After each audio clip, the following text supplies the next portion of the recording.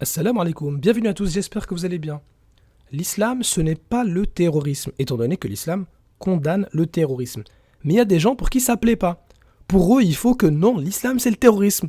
Et comme ça leur plaît pas, eh bien ils sont obligés de mentir et de déformer ou de cacher le contexte. Je vous propose de regarder avec moi un très grand cacheur de contexte qui est Majid Oukacha. Faut savoir tout d'abord qu'Oukacha prétend avoir écrit le meilleur livre contre l'islam. J'ai créé l'argumentaire le plus idéal possible selon moi pour essayer de répondre à l'ensemble de leur dérobade. Faisons un test, regardons ce qu'il dit. Que les mécréants ne pensent pas qu'ils nous ont échappé, non, ils ne pourront jamais nous empêcher de les rattraper à n'importe quel moment. Et préparez pour lutter contre eux tout ce que vous pouvez comme force et comme cavalerie équipée, afin d'effrayer l'ennemi d'Allah et le vôtre. Petit conseil pour Majid Oukacha, ne cite plus jamais la sourate 8. Majid Oukacha a cité la sourate numéro 8 au verset 60 qui selon lui inciterait au terrorisme. Pour répondre à Majid Oukacha, je vais le faire grâce à Allah Azza wa Jal, tout en restant dans la sourate 8. Et en fait le Coran il est tellement puissant pour Majid Oukacha qu'il va se faire réfuter même par le verset 61. Ah bah on le voit pas, c'est vrai, je vous le laisse pour la fin. Tout d'abord, le contexte même de la même page citée avec Majid Oukacha prouve qu'on a affaire à des gens qui trahissent leur pacte. Ceux-là même avec lesquels tu as fait un pacte et qui à chaque fois le rompent. Verset 58, Allah n'aime pas les traîtres. Donc déjà tout de suite on voit un petit peu plus du contexte caché par Majid Oukacha. Mais on va aller plus loin. Il a cité le verset 60, 60 divisé par 2, 30. Regardons le verset 30 de la même sourate. Et rappelle-toi le moment où les mécréants complotaient contre toi pour t'emprisonner, ou t'assassiner, ou te bannir. Ah mais oui, là ça devient beaucoup plus clair. Donc on avait affaire à des mécréants qui ont essayé de tuer le prophète alayhi salatu wassalam. Et qu'est-ce qu'il est dit au verset 26 ? Et rappelez-vous quand vous étiez peu nombreux, opprimés sur terre, craignant de vous faire enlever par des gens. Il vous donna asile, vous renforça de son secours et vous attribua de bonnes choses afin que vous soyez reconnaissants. Bon là Majid, c'est pas bien ce que tu fais.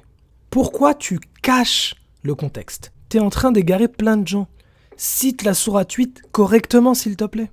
Tout le contexte de la sourate 8 montre que les musulmans ont été les premières victimes et que c'était les mécréants polythéistes de l'époque qui attaquaient les musulmans et qui voulaient les tuer. Pourquoi tu nous caches tout ça, Majid Oukacha ?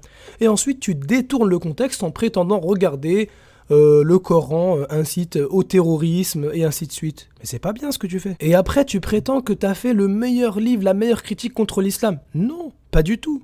Tu veux de l'argent, c'est tout. Bon, maintenant qu'on a vu que dans tout le contexte de la sourate 8, ce sont les musulmans qui ont été attaqués les premiers, regardons maintenant le verset numéro 61.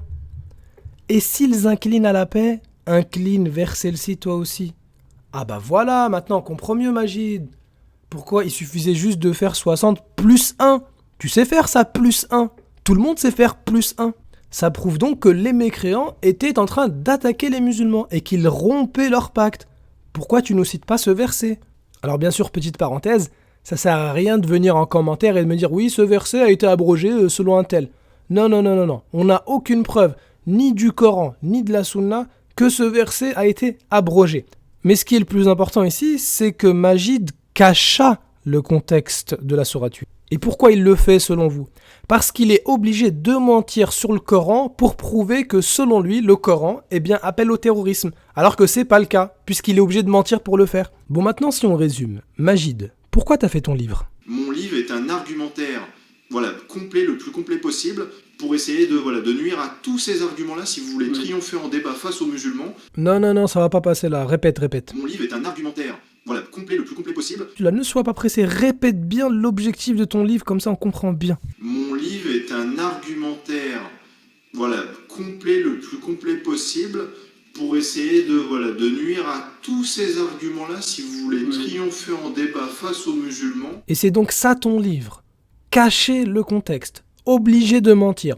Et tu penses que c'est avec ça que les islamophobes vont gagner dans un débat face aux musulmans ?